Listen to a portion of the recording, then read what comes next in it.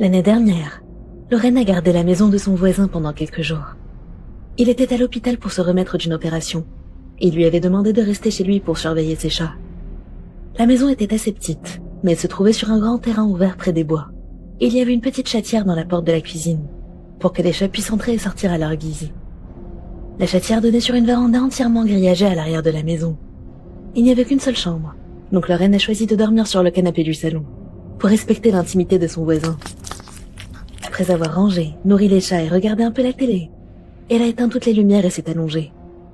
Elle était sur son téléphone, et elle faisait défiler Facebook d'un geste distrait, quand elle a entendu la porte de la chatière se balancer dans la cuisine.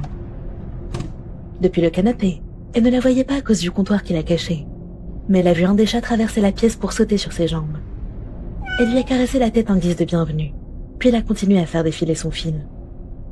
1 minute plus tard, elle a entendu la chatière à nouveau, un petit grincement.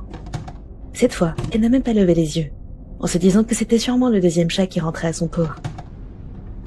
Quelques instants sont passés, puis le battant a de nouveau émis un grincement, et encore une fois. Elle a levé les yeux de son téléphone, en se demandant pourquoi le deuxième chat faisait des allers-retours comme ça. Elle s'est dit qu'elle allait peut-être devoir l'attraper pour le mettre dans la chambre. La porte a continué à grincer pendant encore quelques minutes, comme si le chat n'arrêtait pas de sauter dedans et dehors.